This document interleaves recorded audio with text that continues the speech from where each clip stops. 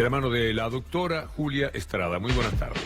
Muy buenas tardes, Víctor Hugo. Luli, tenemos que hablar de un dólar que sigue descendiendo, generando este clima de veranito financiero, veranito cambiario, que para muchos va a significar posiblemente una actualización muy abrupta, si esto sigue así, para el gobierno que asuma después del 10 de diciembre, porque está claro que quinta baja consecutiva, está a 43,25. El dólar es una clara apreciación cambiaria, las tasas están pudiendo relajarse en este contexto, están en torno al 60%. Habíamos anunciado de cualquier manera una baja de tasas que había precisamente comunicado Guido Sandleris al frente del Banco Central, precisamente por la necesidad de hacer frente a pagos de aguinaldo ahora en julio, a mitad de año, y esa baja de tasas desde ya era coyuntural. Ese mundo del dólar, Julia, me corregirás si no es así, solo le sirve a los que me están dando vueltas alrededor de ese tema, los que especulan. Alguna vez aparece un pequeño ahorrista, pero estamos hablando de 1.045 millones, en el mejor de los casos, 1 millón. Baja el dólar, bajó la nafta, bajaron los combustibles, bajó el precio de los alimentos, se retrotrajo algo, no.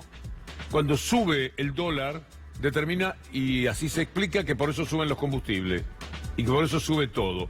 Cuando baja el dólar, ¿usted sabe de algo que baje?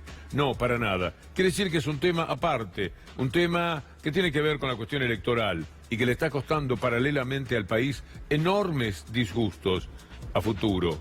Terrible lo que le están haciendo a la Argentina, tan solo para afianzarse con el verso de que el dólar está a 43,25. El último de los datos que tiene para compartir con ustedes la doctora Estrada nos dice claramente de cómo subió todo, porque el dólar llegó a 47, pasó a los 47, y ahí estuvieron remarcando pensando en un dólar a 50. Ahora que el dólar está a 43 y algo, no les importa, ya está todo remarcado.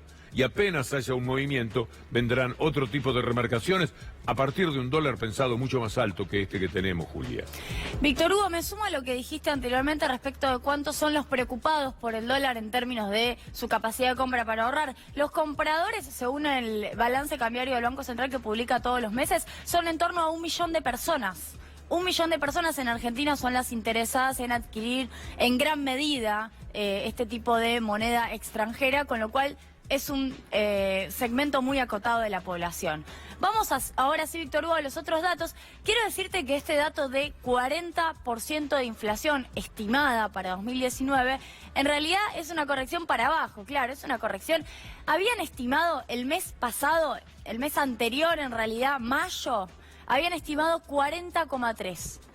En junio, que se publicó ahora en julio, siempre hay un rezago, estimaron 40. En lugar de 40,3, 40. Esas pequeñas correcciones de los grandes visionarios sobre la inflación de la economía ortodoxa, que le hicieron precisamente por este dato del dólar, pero claro, sin seguir registrando que los precios están teniendo una senda alcista, no al mismo ritmo, pero siguen actualizándose. El caso de los alimentos, que es el tercer dato, es un informe de la UNDAP que precisamente cuenta con datos previos, con datos a mayo, que en los últimos 12 meses, mayo-mayo, había habido una inflación interanual en torno al 55%, pero algunos alimentos como harina aumentaron 98%. En el mismo raconto está fideos, otros 95%. También arroz y también leche, en torno al 90% de aumento en los últimos 12 meses. Y ese aumento de la harina nos recuerda que el 40% de la inflación que el Banco Central está calculando ha fallado muchísimas veces en esos cálculos, como el Fondo Monetario Internacional tiene una incidencia enorme en el tema de los alimentos. Lo que la gente consume son alimentos. La mayoría, la inmensa mayoría de los argentinos solo tienen para pagar el alquiler, para mandar a sus hijos a un colegio, a veces, para tener una prepaga, a veces, y luego para comprar alimentos. Eso es lo que la gente gasta. Miren ustedes lo que cuesta la harina. ¿Cuál es la explicación? ¿Cómo será la cadena de precios? ¿Quién justifica que la harina vaya un 98% para arriba? ¿Quién le pregunta a los molinos por qué?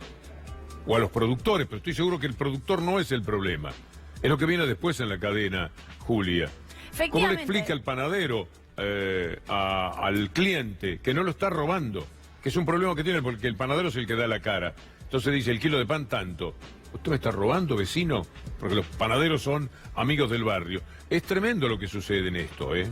Sí, es interesante lo que vos remarcas, nosotros mostramos datos la última vez, los panaderos aumentaron menos el precio del pan que lo que les aumentó a ellos la bolsa de harina de 50 kilos, con lo cual hay una absorción de costos del eslabón pyme para lograr que el eslabón consumidor, nosotros, valga la aclaración, no merme tanto en sus ventas y de alguna manera siga comprándole al panadero. Una sola postilla.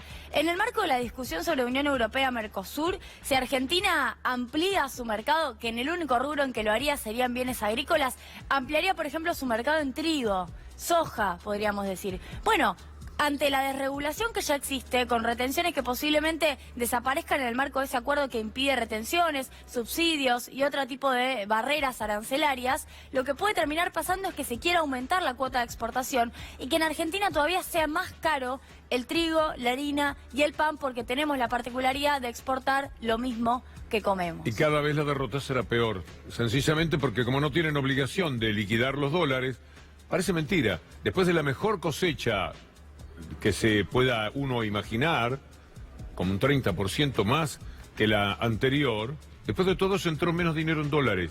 Porque como no tienen obligación, como este gobierno deja pasar todo para la élite económica para la que trabaja, al no tener obligación, no traen todo el dinero. Después lo va a comentar Julia, bastante mejor, pero ese también es un tema.